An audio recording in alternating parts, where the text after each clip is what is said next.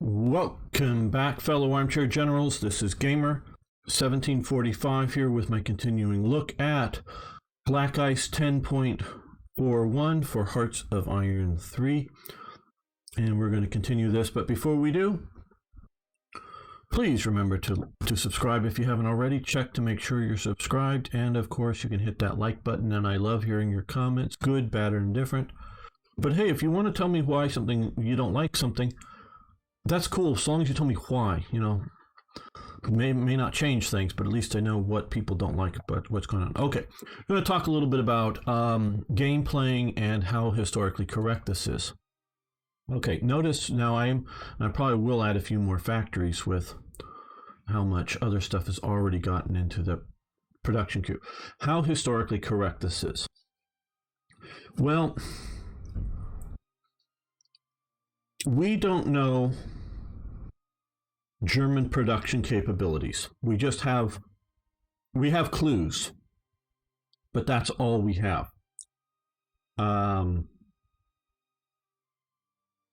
I'm going to use something to sort of illustrate it here. One particular factory in that was making Lugers in 1937. I'm just going to throw out some general numbers, and I'm sure they're wrong. Made something like 20,000 Lugers in 1937. In 1938, they made like 2,000 Lugers, and in 1939, they made something like 20,000 Lugers. Now, I don't think there's anybody that has good numbers knows for sure why they didn't make very many Lugers in 1938. We know also from small arms information. During the Weimar period, there was one armaments factory, the Simpson Factory, easier to spot which, in Schul here. The Simpson Factory was the only armaments factory that was allowed by the Treaty of Versailles to make arms for the Bundeswehr, and so they were the only ones allowed to make arms. Now, when the Nazis came to power,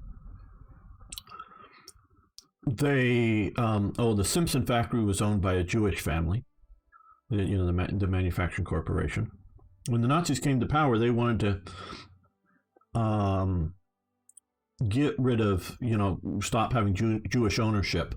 And this is early on. This is like in 33 or 34. This is very early on. I believe when Hindenburg is still alive.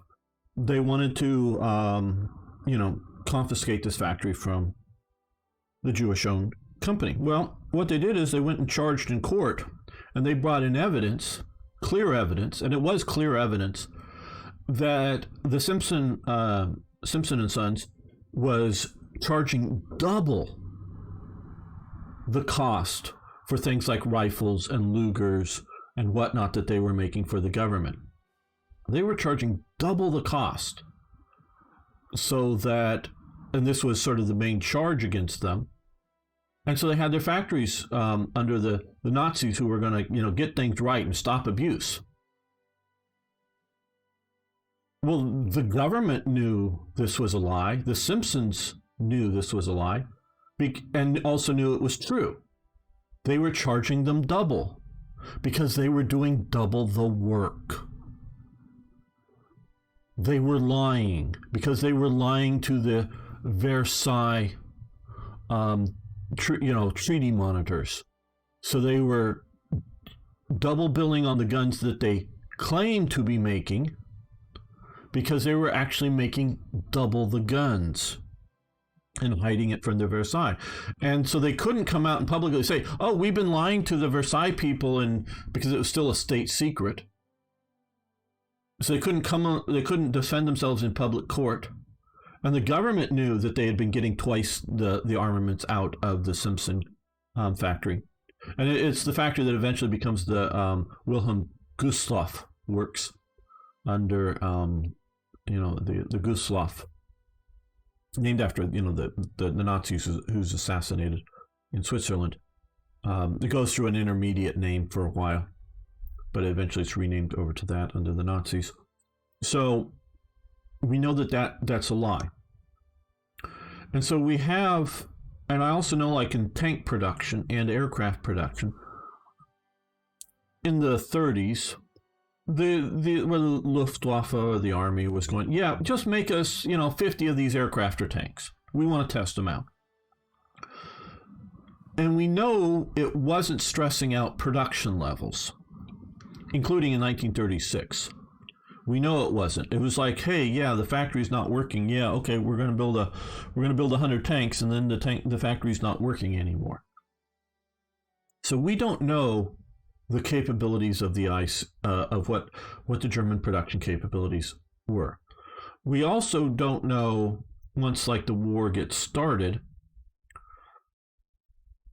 were the limitations on something like railway engine production or rifle production or tank production, was it because they didn't have enough ICs at a given moment? Or was it they didn't have enough steel or enough rare materials to make something? And so we're making guesstimations. And even the Germans, all the Soviet records were lies in World War II. All of the Soviet records were lies. Because no one in the Soviet system, if you had a target goal of, say, 20,000 rifles in a month, you were going to report that you made 20,000 rifles in a month, no matter how many you made. And the railway company or management or whatever you want to call it, because obviously it's Soviet, is going to report that they transported 20,000 rifles, and because if they say they didn't, well, then they'll be accused of sabotage for losing. If there was, let's say they only made 15,000 rifles, they'll be committed of sabotage for losing 5,000 rifles. And when the Army guy shows up at the depot to accept them, they show up there, and he looks around and sees that on the paperwork it says we just delivered 20,000 rifles. And these are literally how it worked.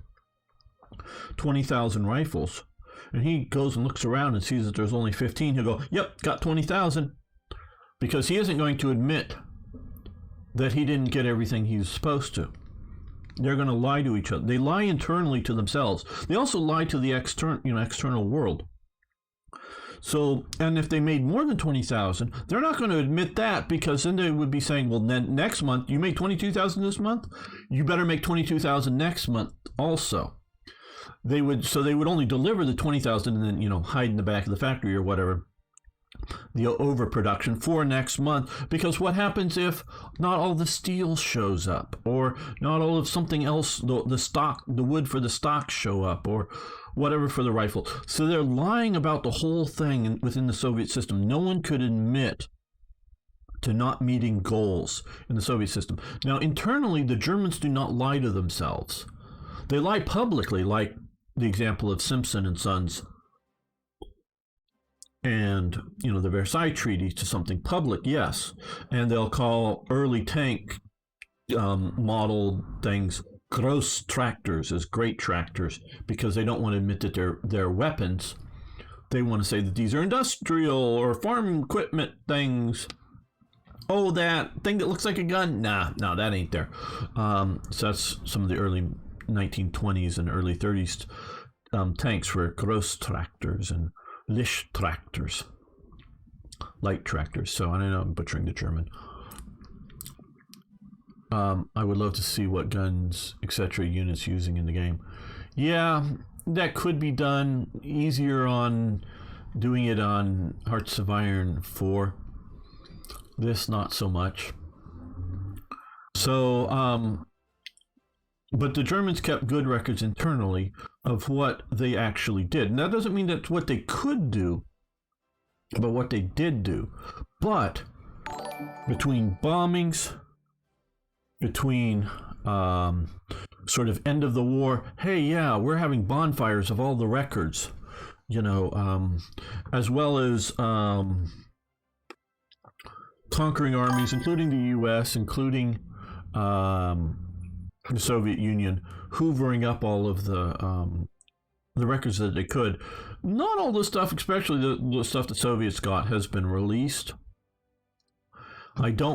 Most of the stuff should have been released by now from the U.S., at least anything that isn't super top secret programs. But we know there's so much missing.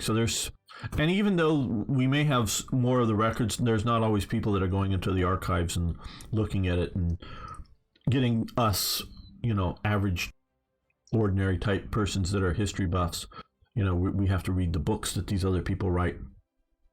So we don't know what German capacity ever was throughout the war. We may know what they did, but does that mean it's capacity? And you can look at the sort of Speer miracle, where he really puts in industry into, overdrive. Well, some of that is definitely Speer's work. Not all of it's Speer's work. But that is just really telling the factories to get to work. Because, after the fall of France, they stopped ordering tanks. They stopped ordering, some models of aircraft. Because, hey, some of the aircraft are, they're still fighting the Battle of Britain. But the tanks, hey, the war is over. We don't need these old Panzer IIIs. We want to have new ones once we figure out what we're going to be doing. And they can't quite tell the middle management kind of guys in industry and in the army that we're secretly getting ready to go to war with the Soviet Union, because spies would be leaking it out. So they actually stop production of things like some of the models of tanks, or slow them down dramatically. And we know this. So what we're looking here is looking back at the war and then trying to figure out effectively how many ICs in the game should a nation have. Right. Okay, that's sort of my sort of explanation, that we don't really, we can't know that, X number of ICs Germany should have, or the Soviets should have, or France should have. Because even like on France, where they do have money budget issues, unlike Germany, it's both money and manpower budget issues for France on some of their tank decisions and numbers and all of that. So we can maybe know what they had, depending on what country and when, versus what they could do. So what I'm looking at this is, and some of these obviously are going to take a long time to cycle through to get all their stuff, is looking at a somewhat realistic idea of increasing production in a way that is appropriate for getting ready for a war in roughly by 1940. Remember, the Germans did not really think they were going to go to war until something like 42 to 44, starting the real war. So they're like going, yeah, hey, we're just testing these out. We don't want to build too many of these aircraft, too many of these tanks, because they're going to be obsolete by the time the war starts.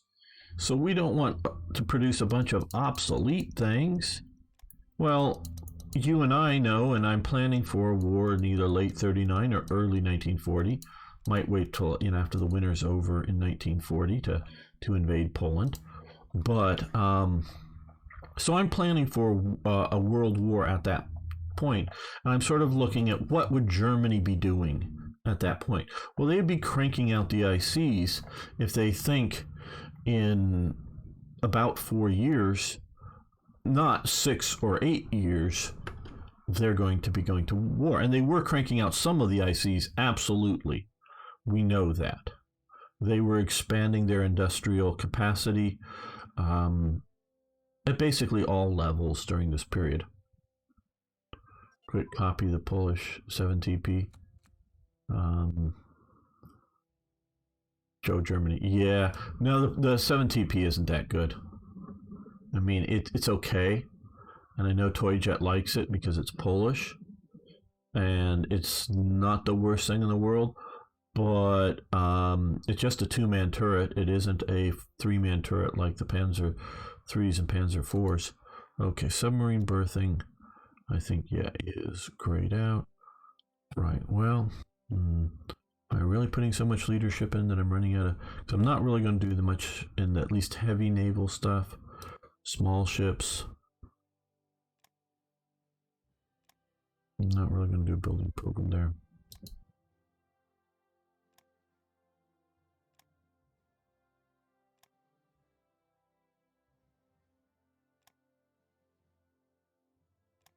I don't think I really want to do some of those. Okay, well, I think we might start on some 37s then.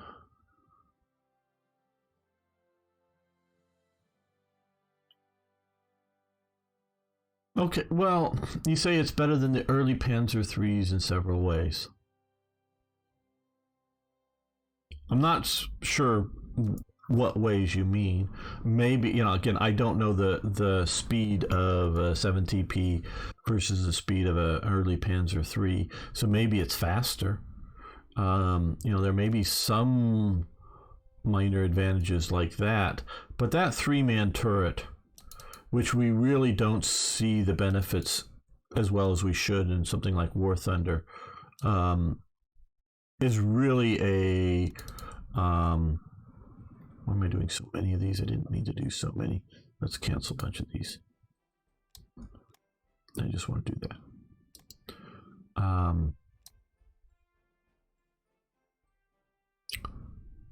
Armament and Armor. I think the German 37mm gun is... I think, I'd have to look at the stats and I don't remember them all, is as good as the 7TPs. Armor thickness, I don't know that it's any thicker.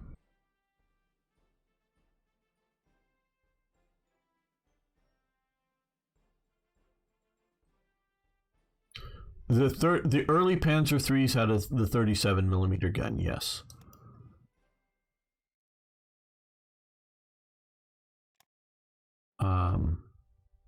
Guderian wanted it to have a 50mm gun at start.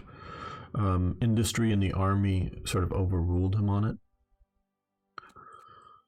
But what you have to really realize, and I'm going to pause this here for a moment,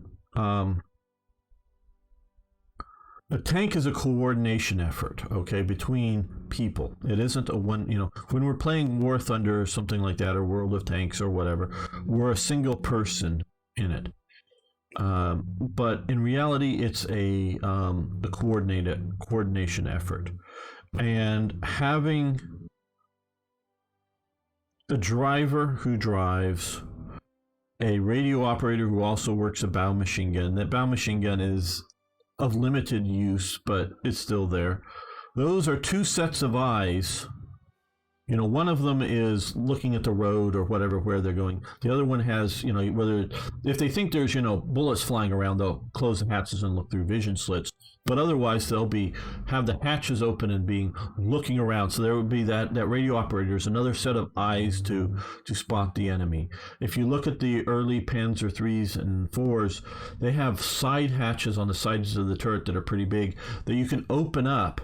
And so long as you really don't think you're being shot at by the side, yeah, you can have them open. So you have your head out, your body out, you're looking around. The gunner can be out there looking around, or the gunner can be looking through his gun sights.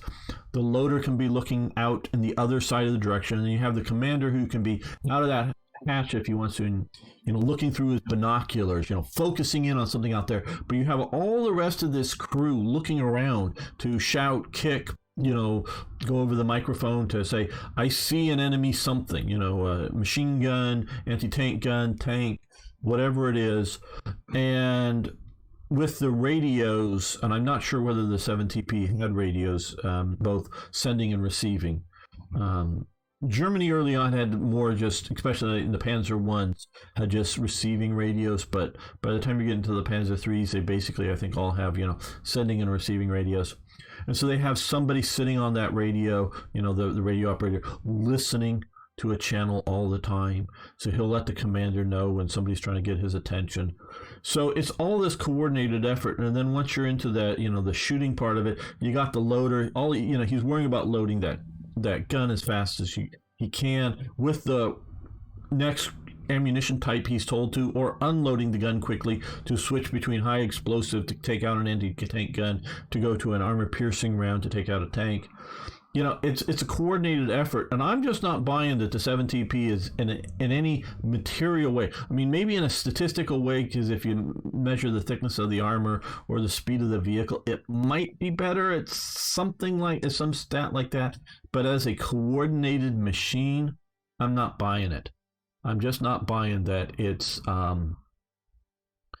better. Thicker than the Panzer II. Yeah. It's now we're not talking Panzer Is and Panzer Is. Panzer Is really should be a training vehicle. The Panzer Is is somewhere between a light tank and a training vehicle, and later gets pushed into the scouting role. Actually, the Polish tank attacks have done a great job, but unfortunately, most of them. Well, some crossed the border into Romania, yes. The TKS is not that good of a vehicle. It really isn't. I would have a hard time. I mean, compare a TKS versus a Panzer I. Panzer I wins out. Okay, it just does. It has a turret. The TKS doesn't. I don't know if we're in the competition between the TKS and the Italian CV-33. Well, CV-33 has 3 machine guns, but they're Italian machine guns versus the good ones that the TKS had, which I think were Hotchkiss guns. So the TKS probably has a better machine gun. So it may beat out a CV-33, but only just. So yeah, the tankettes weren't that good at all. No, most of the tanks, German tanks, weren't really shitty. The Czech vehicles that they got, the 35T and the 38T were rather good.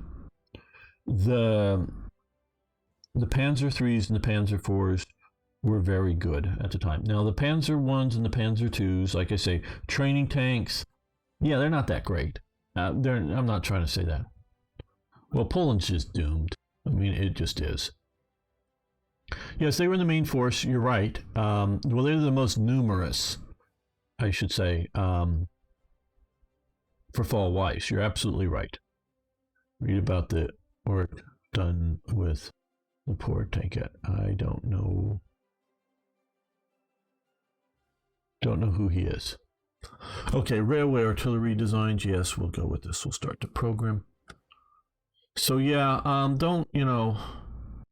know people are emotionally attached to things Poland, and that's cool. And the 7TP is not a bad vehicle. In 1939, it's probably better than anything the Italians had. Okay, so it's better than anything the Italians are making.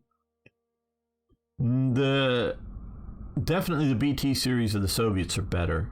Probably the T-26 is better that the Soviets are making in huge numbers. I'd have to look at some of those stats to nail that down a little better.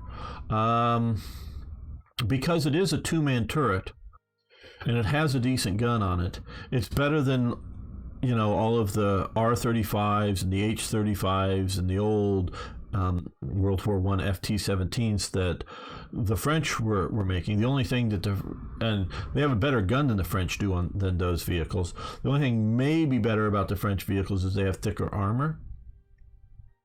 But otherwise, the 7TP is better than those. Now you get into some of the British models are probably better. There you're probably getting better. Yeah. So yeah, no, for Poland, it was a very good tank, the 7TP. It's just not better than the Soviets, the Germans, or the British. It's just not better at that time. At least that's my evaluation. Even with the MP40, even a duck with an MP40. Yeah, well, I mean, in sort of the 1939, early 1940 Italian tanks, they have a low velocity gun, or a medium velocity gun at best, and it's mounted in the hull where the turret is the dual machine gun. Now eventually they swap that out and move the machine guns down to the lower hull and get a better turret, but even then it's still not that great. I have a question about railguns and black ice. What was the rationale behind giving them no real soft attack? They have massive forward attack multipliers, but no soft attack. Right. They are designed to be added to other units and attack forts. Okay, so here's how you use them. You do not have a railgun and have it attack a fort. You add a railway gun to one of these divisions, and then you have it attack that fort, and it works as a force multiplier for these other forces in attacking the forts, because those guns are very hard to hit anything with that isn't a very large stationary object. So that they're not as soft. They're not a if you're not going after a fort, they will not be helpful in attacking this forest or in attacking this field, the units in there, because they're just not going to hit anything. The one sort of time the Germans somewhat effectively use a big railgun against non-fortified type positions is Anzio, and that's a beachhead that was a very limited area of operations, and it was a serious annoyance, but from everything that I get, wasn't overly effective at killing people. It was a big sort of annoyance that would fire, and then they'd move the railway gun back in the tunnel and work on reloading it, and when they thought it was safe again, meaning no enemy aircraft or whatever, they'd bring it out and they'd fire it again and then bring it back into the tunnel and just keep doing that to it. And it was effective. It did effective damage, but obviously the Allies were able to win at Anzio, so it was not a battle winning thing against the enemy. And it's just wondering if there's a better implementation. Yeah, it's just like I say, have it attached to another unit. This is also another reason why maybe going down from 8 to 7 brigades is a bad thing, because railway guns. And so also, so don't, and they move terribly. So what you need to do is you need to move the railway guns, like where you'd use it is like going after the fortress at Sevastopol, or going after wherever it is out here, Fortress Moscow, or one of these fortresses out here. Use strategic redeployment to get it out here, and then once it's here stacked with another friendly infantry division or some other, and there's some, I think you can look at somewhat out of date. I have some tutorials on some of the units. Stack it with like a good engineers unit, some other artillery, and then along with other regular units, other divisions in the stack, then use it for fortress busting. That's its only real effective use, is for fortress busting, and as it should be.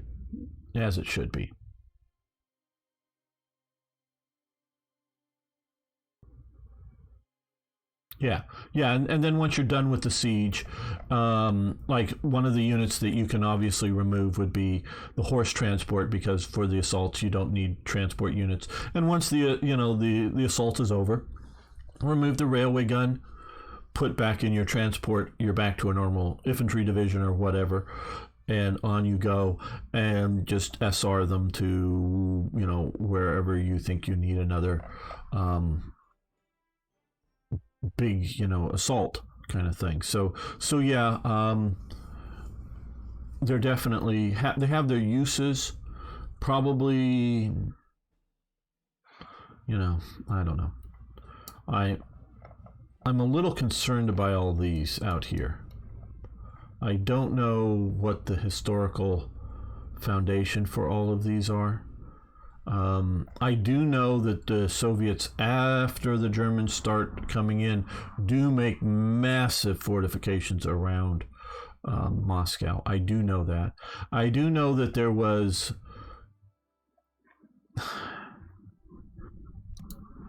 the pillbox type level defensive lines in places at times, but I don't know how much there was in 36. I just don't know. I don't know enough about the Soviet Union. Without knowing the actual strength of these units, whether these are, because when you look here, it just says 1 and 1. That's not necessarily the actual strength. Yeah, are fun. If it is just sort of a 1 strength little pillbox, okay. But if it's sort of a, even a west wall, which they shouldn't have it yet, but if it's sort of a Maginot Line kind of level of fortifications, that's way over fortified. I don't know what I'm going to find here.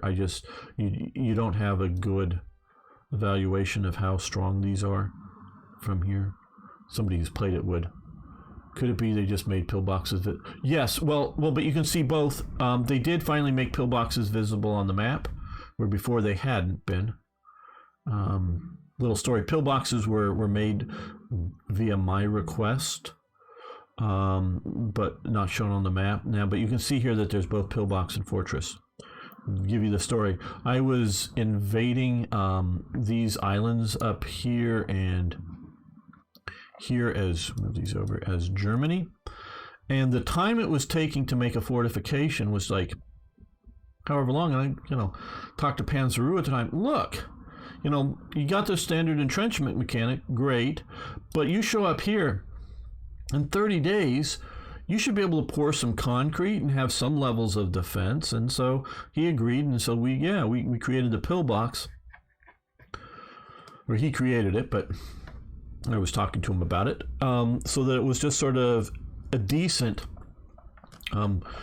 sort of fast, fortification that doesn't take forever. So if you're going to build a Maginot Line, a west wall, an Atlantic wall, that was going to have a lot more substance to it and still take a long time. But if you're just going to move into somewhere like taking an island, sort of also would be, if you're going to take a island out in the Pacific and you want to throw on most of the islands, I mean, yeah, by the time, and I don't know a lot about it, but by the time the Americans are getting to, I really don't know about these islands. Are these really a thing? Quite honestly, I've never seen these before. Is that a new change to the map, or have I just missed something? I don't know. But Iwo Jima is what I was looking for. By the time the Americans are coming to Iwo Jima, yeah, that should be a fortification. The Japanese have made it into some sort of a Gibraltar type situation, yes. But a lot of these other islands are just more coral atolls, and they're have some level of stuff. But if you look at a lot of these little atolls, they're just like palm tree logs and sand and some other wood that's imported. They're not big concrete structures mostly. There are some of those on some of these smaller islands, but they're not that. But they should be some level of minor fortifications. Iwo Jima, I say, is like one of the major exemptions. Okay, what is Org saying? It would be much less emotional approach if there would be some basic rudimentary knowledge about Poland and its history, and not guys writing books that Poles prefer to live under Bismarck. Hard anti-Pole. Yeah, I know we had this debate last time. Yeah, I'm what's his name who wrote the book? Was citing real historical records. So real historical records can be true and correct, but can still mischaracterize things. I'll grant you that. But yeah. Faroes look like it. Niagara Falls. Oh, the Faroe Islands. Yeah. Here. Yeah, that does sort of look like either Niagara Falls or Victoria Falls in Africa. Maybe that is Niagara Falls. I don't know. Where is it? It's right around here. Is where Victoria Falls. Imagine writing that the U.S. preferred. Well, there's a bunch of Americans that prefer to live under the British. They're called Canadians.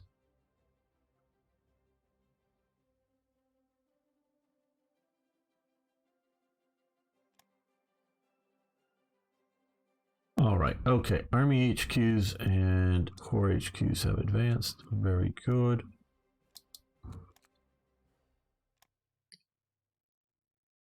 And let's come back up here and let's do airport and railroad capacity.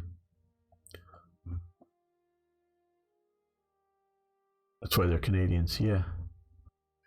But they're Americans. Now, I know a lot of you people think American means U.S. citizen, but Mexicans are Americans because Mexico's in America. Brazilians are Americans because they're from South America. I know shorthand we think of as U.S. citizens as citizens of the United States of America, but Americans are a European-based cultural group that has gone through the colonization process. Sort of like Australians are in ways, sort of Australians and New Zealanders are sort of like Americans. I mean, they're not Americans, and they're not like, you know what I mean by, because they've been altered or changed their culture from their original home culture by being a colonization situation.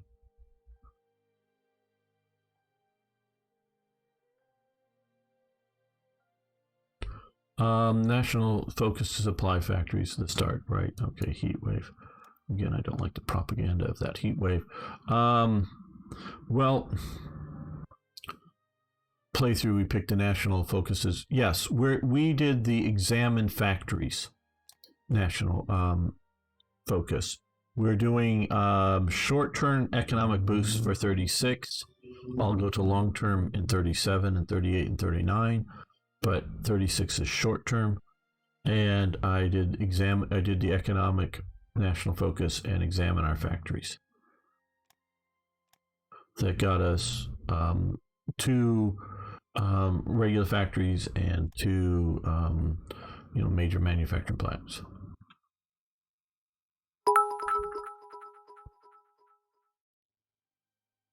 Well, yeah. And go for the Army one. Oh, we're back to low power. We're back to medium. Good. Yeah, that means more research. Pause. Yeah, I like to do the economic ones until the war really starts. I'm not saying it's the best, but it's the one I like to do. So I think it's a very good choice. Improve security units, very good. Austria. And lack of trees in Faroes. Yeah, I don't know that there's enough thawing through the ground to allow trees to have roots growing deep. That is a problem if you go too far north. Yeah, about Scotland is about as north as I want to get, quite honestly. Okay, expand our heavy interest. Now this, I believe, I believe, is based on our current selection of ministers. If somebody knows better, they can.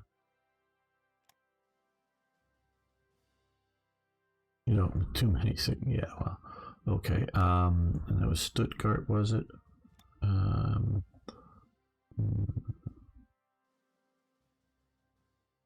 Stuttgart. Why am I blanking on all this? No, that wasn't it. Sort of do know my German.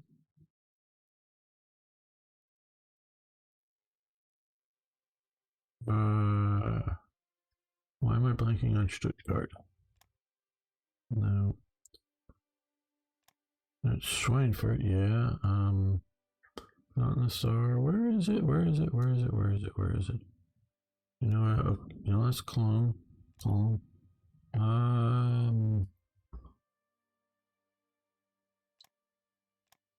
Dresden, Leipzig. I'm failing German Geography 101. Stuttgart, South Germany, Greenfield, South Germany. There we are. Great. Okay, so we've already maxed out our building potential. Thank you. Thank you, thank you, thank you. Yeah, I was failing German Geography. Sorry about that. Yeah, we've maxed out our building capacity there, which is what we want to do. Work on the concentration of factories.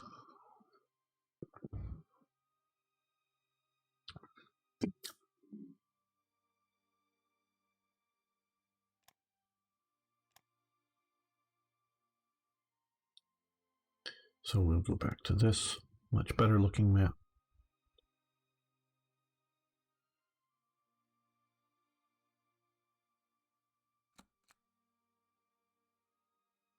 Yeah, that's just about perfect. We're maximizing our factory output.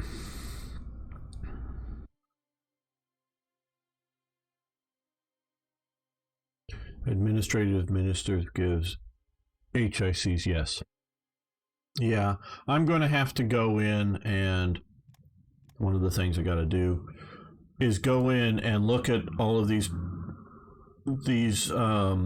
great compromisers and administrative genius that you've assigned to these people, and then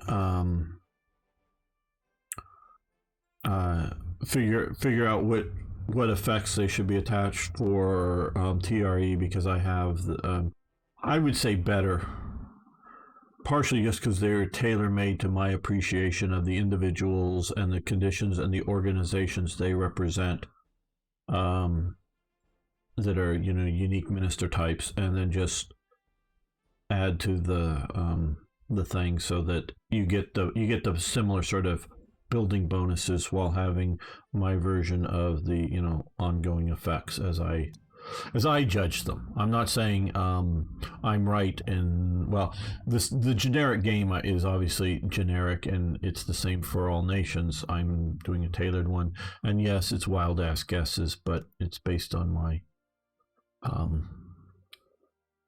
appreciation of things. So I'll have to go in and add those.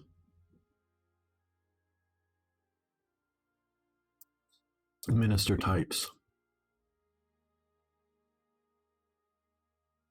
Annex. Finally, you got hold of the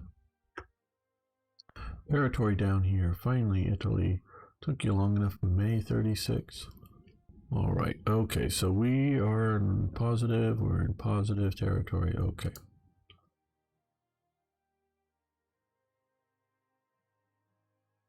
What he's talking about is administrative genius. Here is Schacht here has his minister trait is administrative genius, where I forget what I call him,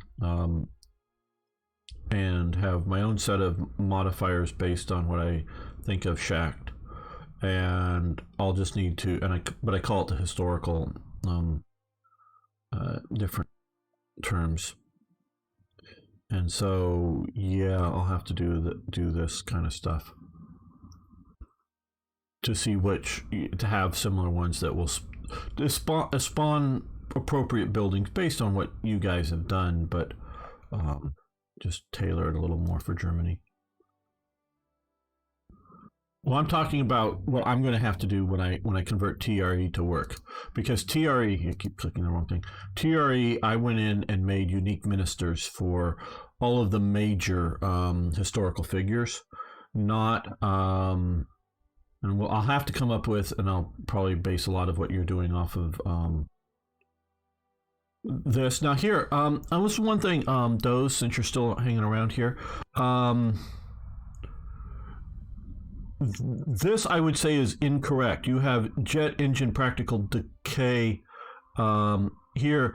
But Heinkel was the main proponent of jet engines. So even if whether they should both have that, or Heinkel should be bigger than Messerschmitt, than Willys, because Heinkel is the one that latches on to Hans Olin, the sort of creator of the German jet engines, and starts pouring money down his throat and giving him, facilities to develop jet engines in the Heinkel facility. So Heinkel is the main proponent of jet engine production, and the first functional jet fighter that Germany produces is a Heinkel.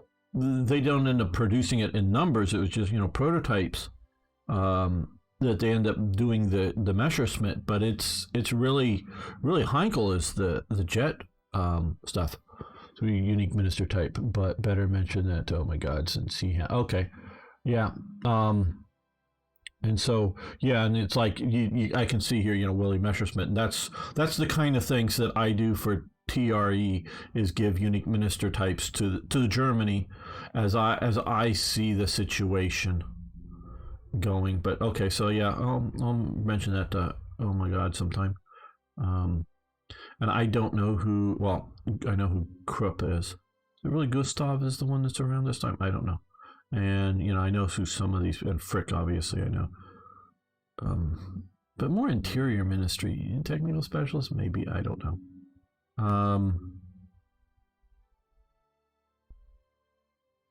I don't know Carl Witzel, but we can look at some of the German national prizes and stuff, come up with some better technical. I have to look, I can't spew out the names, but I got some stuff I can look at to improve. Give some choice, more historically based choices.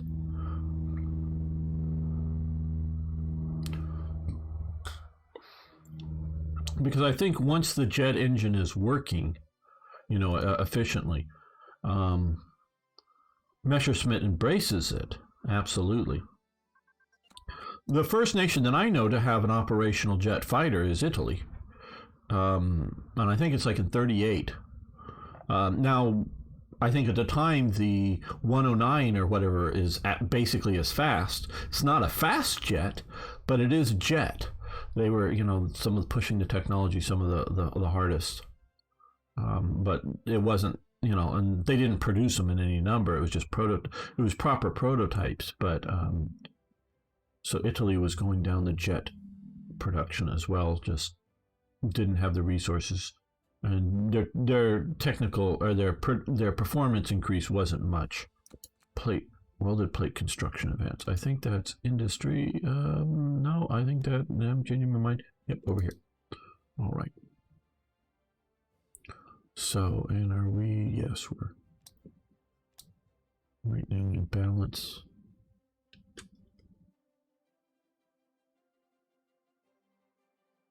I'm sure you find better. Yeah. Oh, yeah. Oh, absolutely. No, I'm not. Look, with TRE, I'm specializing in Germany, and it's looking at it focused wise, and I may look at some of the Italian stuff that Pavellini had.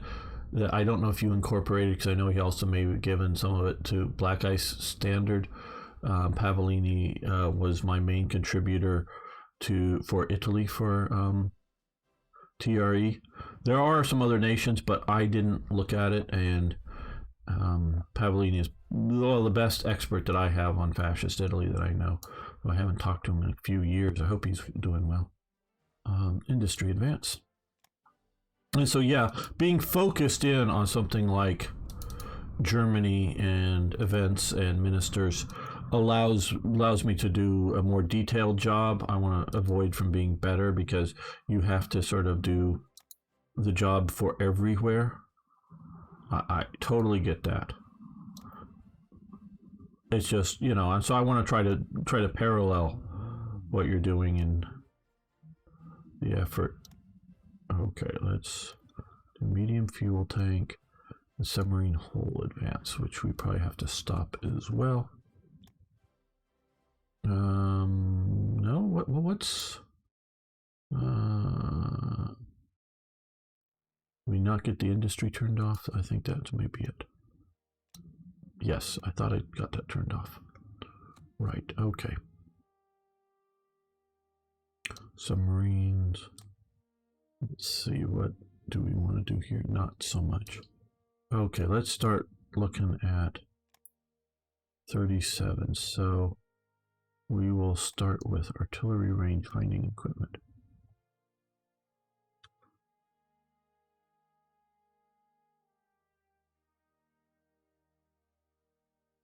Oh yeah, no, the Black Ice guys are doing great.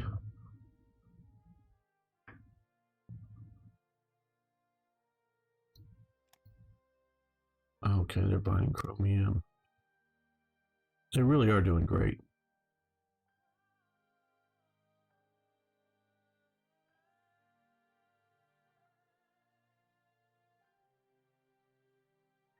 Oh, I don't like vanilla Koi 3. I almost quit playing it until I found Black Ice, so yeah. Escorts, yeah, we'll continue hydrophone.